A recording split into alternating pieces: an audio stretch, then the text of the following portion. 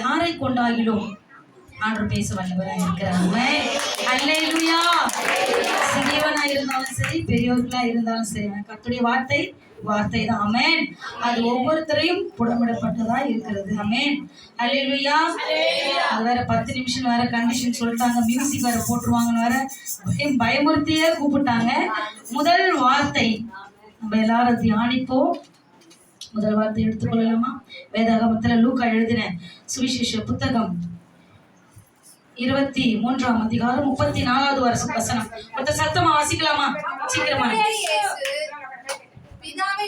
பிதாவே இவர்களை மன்னியும். அல்லேலூயா. அப்பொழுது இயேசு பிதாவே இவர்களை மன்னியும், தாங்கள் செய்கிறது இன்னதென்று அறியாதிருக்கிறார்களே என்றார்.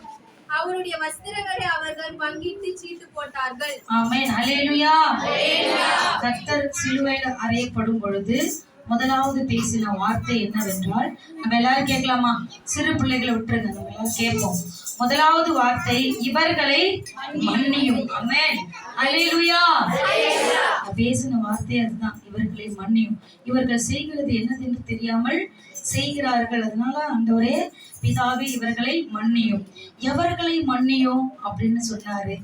இவங்க என்ன பாவம் பண்ணாங்க, என்ன செஞ்சாங்க, இவர்களை மன்னிக்க சொல்லியிருக்கிறாரு ஆண்டவர். யார் இவங்க அப்படின்னு தான் நம்ம தியானிக்க போகிறோம். ஆமென். அல்லேலூயா. முதலாவது யார் இவர் அப்படின்னு சொல்லிட்டு பார்த்தோம்னா, லூக்கா 22வது அதிகாரம் 63வது வசனம். சீக்கிரம்.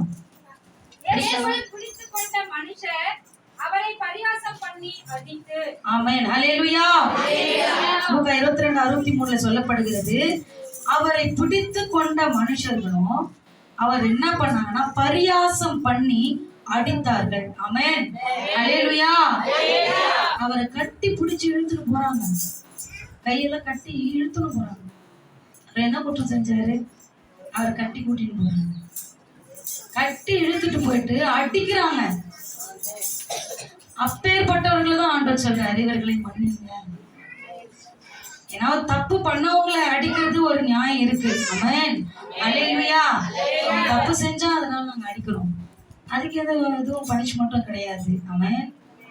ஆனா இவர் எந்த ஒரு குற்றமும் செய்யாதவரை அவரை கட்டி இழுத்து கொண்டு போய் அவரை அடித்தார்கள். அப்பேற்பட்ட ஜனங்களைத்தான் ஆண்டவர் சொன்னாரு, இவர்களை மன்னியும். ஆமென். அல்லேலூயா. அடுத்து இரண்டாவது யாரை மன்னிங்க அப்படின்னு சொல்றாருன்னு பார்த்தோம்னா, லூக்கா 22:64வது வசனம். அவருடைய கண்களை கட்டி அவருடைய முகத்தில் அறைந்து, உன்னை அடித்தவன் யார்? அதை ஞான திருஷ்டியினால் சொல் என்று அவரை கேட்டு மன்றி. ஆமென். அல்லேலூயா. அவரை பாருங்க, அவரை கட்டி இழுத்து கொண்டு போனதும் அல்லாம அவர் என்ன பண்ணாங்களாம், அவர் கண்ணத்துல அடிச்சாங்களாம். ஆமென். அல்லேலூயா. அவரை கட்டி இழுத்து கொண்டு போய் கண்களை மூடி அவரை விட்டுட்டு கண்ணத்துல ஓங்கி அறையிறாங்க. ஆமென். அப்பேற்பட்டவங்க தான் அப்படி சொல்றாரு, இவர்களை மன்னிங்கப்பா. ஒருத்தனை நம்ம அரைஞ்சோம்னா அது யாரை தெரியுமா அறைவோம்? அவனை ஒரு அடி தவடவுல அடிச்சா என்ன ஆச்சுன்னா அவனுடைய கனம் போயிடும். ஆமென். மற்றவங்க எதிர்க்க போயிட்டு ஒருத்தர் நம்ம அடிக்கிறோம்னு வச்சுங்க, அவங்க முகம் என்ன ஆகும்? இப்ப முகம் நானும் அப்படியே வெக்கமாயிடும், அசிங்கமாயிடும், அவங்க கனம், அவங்க மரியாதை எல்லாம் கம்மியாயிடும். ஆமென். ரொம்ப அவங்க தாழ்த்துப்பட்டு போவாங்க, அசிங்கப்பட்டு போவாங்க. ஆமென். அப்படி அவரை கண்களை மூடி அவரை ஓங்கி தாடையில அடிக்கிறான், குற்றமே செய்ய. அப்பேற்பட்டவர் தான் ஆண்டவர் சொல்றாரு, அப்பேற்பட்டவர்களை ஆண்டவரே இவர்கள் செய்வது என்னதென்று தெரியாம செய்யறாங்கப்பா, அதனால இவங்க பாவத்தை என்ன பண்ணுங்க, மன்னிங்க. ஒருத்தனை அடிச்சாலே போதும், அவனுடைய கனமெல்லாம் போச்சு. இவ கனத்தை குறைக்கிறாங்க, அடிச்சு அவமானப்படுத்துறாங்க, அசிங்கப்படுத்துறாங்க. கண்ணை மூடிட்டு நீ ஞான திருஷ்டியில யாருன்னு பார்த்து சொல்லு. நீதான் சொல்லியிருக்கிறல்ல யூதாவுக்கு ராஜா, நீதான் பிதாவின் பிள்ளைன்னு சொல்லியிருக்கிறல்ல. ஞான திருஷ்டியில் பார்த்து கேவலப்படுத்துறாங்க, அசிங்கப்படுத்துறாங்க. அவர் எவ்வளவு பெரிய ஆண்டவர், அவர் பிதாவின் குமாரன், ஒரே பேரான குமாரன். அவர் மகிமையை தொடர்ந்து நமக்காக இறங்கி வந்து அவர் நமக்காக என்ன செஞ்சார், அவர் என்ன பண்ணாரு? அவரை கண்ணத்துல ஓங்கி அரைஞ்சி அவ்வளவு அவமானப்படுத்துறாங்க. அவமானப்படுத்துறத பார்த்து அப்படின்னு சொன்னாரு, இவர்களை மன்னிங்க அப்படின்னு சொல்லிட்டு. மூன்றாவது பார்க்கலாமா? என்னன்னு சொல்லிட்டு இதே லூக்கா 22:65 படிப்பாங்க. மற்றும் அநேக தூஷண வார்த்தைகளையும் அவருக்கு விரோதமாக சொன்னார்கள். ஆமென், அல்லேலூயா. தூஷண வார்த்தைகள் அநேகர்கள் என்ன பண்ணாங்களாம், சொன்னாங்களாம். ஆமென். தூஷித்தாங்க பாத்தியா, சாபம் விடுறாங்களாம். ஆண்டவரை கட்டி கூட்டின்னு போயிட்டு அவரை விட்டுட்டு கண்ணை கட்டி அரைஞ்சதும் இல்லாம அவரை சபிக்கிறாங்க எல்லாம் சேர்ந்து. யாருப்பா? இந்த ஜனங்க. இந்த ஜனங்களுக்கு ஆண்டவர் என்ன செஞ்சாரு? நோயை சுகமாக்கினாரே. அவர் வந்த நாள் முதற்கொண்டு அவர் என்ன பண்ணார்? ஜனங்களுக்கு நன்மை செய்கிறவராகவே சுற்றி திரிந்தாராம். நம்மள யாராவது ஒரு வார்த்தை ஏதாவது ஒண்ணு செஞ்சுட்டா சொல்லிட்டா நம்மளால தாங்க முடியுதா? நான் எந்த தப்புமே பண்ணலையே, என்னை திட்டுறாங்களே, என்னை சபிக்கிறாங்களே, என்னை தூஷிக்கிறாங்களே, தெருவுல போய் இப்படி பேசுறாங்களே, என் மனசு ரொம்ப கஷ்டமா இருக்கே, நம்ம தாங்குவோமா? ஆனா இந்த ஜனங்களுக்கு ஆண்டவர் என்ன செஞ்சாரு? சுகமாக்கினாரு, நோயை சுகமாக்கினாரு. பிசாசு பிடித்தவனை பிசாசு துரத்தி சொஸ்தமாக்கினாரு. நடக்க முடியாத நடக்க வச்சாரு. முடவனா இருந்தவர் நடக்க வச்சாரு. பார்க்க முடியாதவன் பார்க்க வச்சாரு. பேச தெரியாத ஊமையா இருந்தவர் பேச வச்சாரு. நிமிர முடியாது இருந்தவர்களை எல்லாரையும் ஆண்டவர் நிமிர செஞ்சாரு. அவரை பார்த்து இந்த ஜனங்க தூஷிக்கிறாங்க, சாப்பிடுறாங்க. அவர்களை பார்த்துதான் ஆண்டவர் சொல்றாரு, இவர்கள் செய்யறது என்னதென்று தெரியாமல் செய்கிறார்களே, என்ன பண்ணுங்கப்பா, நீங்க மன்னிங்க அப்படின்னு சொல்றாரு. அடுத்தது யாராவது பார்க்கலாமா? லூக்கா 23:10 வசனம். சீக்கிரமா வாசிக்கலாமா?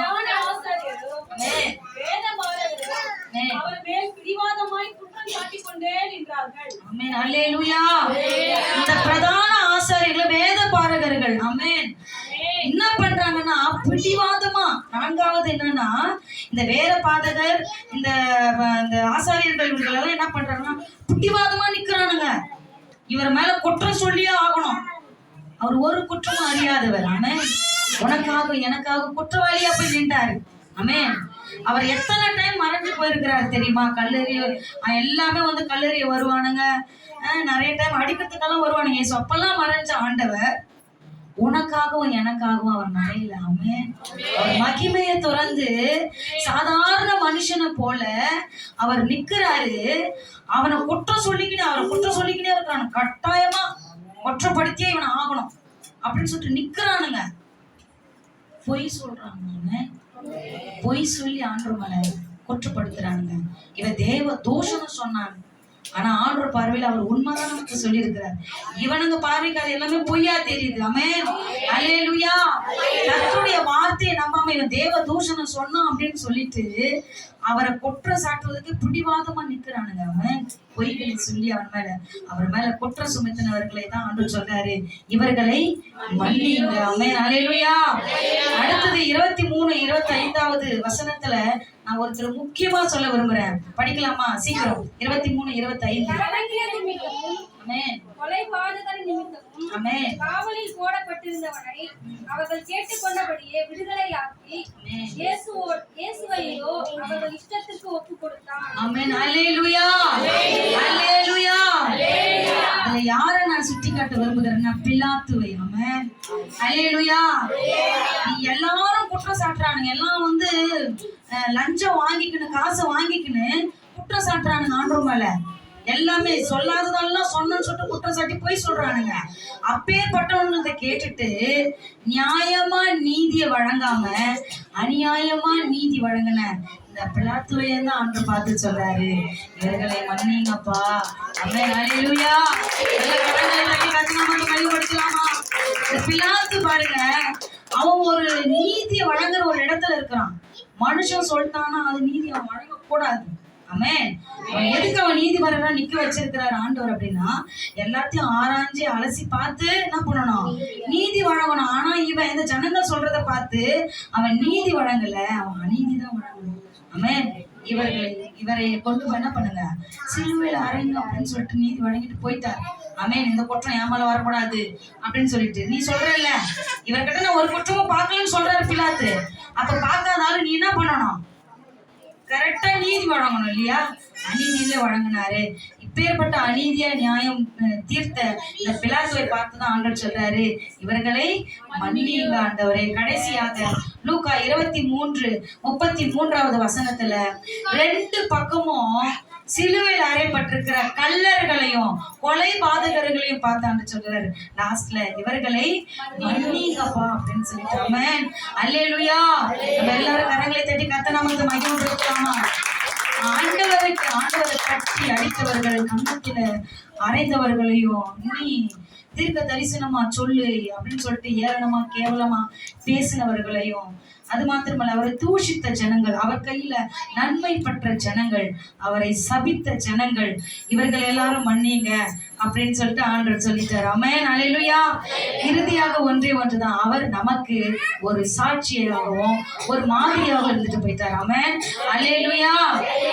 இதான் நமக்கு சொல்லியிருக்கிறபடி என்ன அப்படின்னா, சத்துருக்களை சிநேகியுங்கள். லூக்கா 6:27, மத்திய 5:14, ரோமர் 12:14 சத்துருக்களை சிநேகியுங்கள், உங்களை சபிக்கிறவர்களை ஆசீர்வதியுங்கள், பகைக்கிறவர்களுக்கு நன்மை செய்யுங்கள், நிந்திக்கிறவர்களுக்கும் துன்பப்படுத்துகிறவர்களுக்கும் நீங்க என்ன பண்ணுங்க, ஜெபம் பண்ணுங்கள் அப்படின்னு கர்த்தருடைய தேவனுடைய சித்தத்தை சிலுவையில அவர் என்ன சொல்லுங்கன்னா அவர் நிறுத்தி அங்க நடத்தி முடித்து நமக்கு சாட்சியா இருந்து போனார். ஆமென் அல்லேலூயா.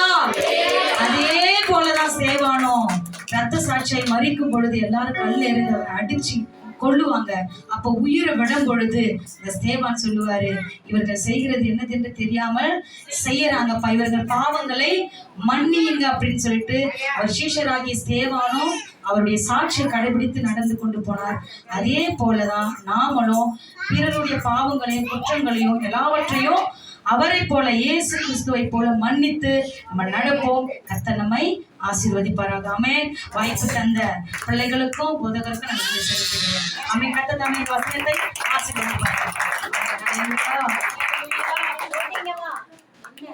எல்லா கரங்களை தட்டி அல்லேலூயா அல்லேலூயா. முதல் வார்த்தை மன்னிப்பு. முதல் பூவே ரொம்ப மெர்சல் ஆயிட்டோம் நினைக்கிறோம். அப்படின்னாவோ இப்பதான் ஆண்டவர் சிலுவைக்கு நேரம் போன மாதிரியே இருக்கிறோம். நம்ம முகத்தை பார்த்தா அவர் அன்னைக்கே போயிட்டார். 2026ஆம் ஆண்டுக்கு முன்பாக சிலுவையில் அரைஞ்சிட்டாங்க. அப்ப இருக்கிற இந்த முகம் இப்ப இருக்கிறோம் கொஞ்சம் நல்லா தெளிந்த முகம் உள்ளவர்களா இருக்கலாம். யாரும் தூக்கத்துக்கு நேரம் போவாதீங்க. பைபிள் ஒரு வார்த்தை இது, பயந்துருவோம் நம்மளே. ஏன்னா மறைச்சு போயிருக்கிறாங்க, தூங்கி இருந்தவங்க கூட இழுத்துருங்க. கர்த்தருடைய சத்தம் மோசமானது. அல்லேலூயா. அடுத்தது நாங்க ஒரு சிங்கர் வர வச்சிருக்கிறோம். நம்மளுடைய சபையில எத்தனையோ பேர் சிங்கர் இருக்கிறாங்க. ஆனா புதிய புதிய சிங்கர்லாம் நம்ம கேட்கணும். அல்லேலூயா. நம்ம மத்தியில் இருக்கிற கவிதா சிஸ்டர் அவர்கள் ஒரு தனி பாடல் பாடுவாங்க. எல்லாம் கரங்களை தட்டி வாங்க எழுந்து வாங்க. அடுத்தது ஆயுதமா இருங்க. உங்க நடுக்கெல்லாம் பார்த்தா எனக்கு இங்க டிகிரி தெரியுது. கரண்ட் ஷேர் கொடுத்த மாதிரி பண்ணி உட்காந்துக்கிறீங்க. நீங்க தான் அடுத்தது ஆயுதமா இருங்க, பயப்படாதீங்க.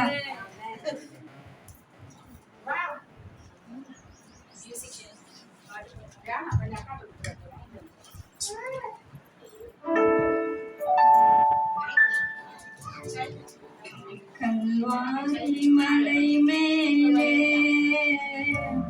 கர்த்தாவின் வேதனைகள், கல்வாரி மலை மேலே கர்த்தாவின் வேதனைகள்,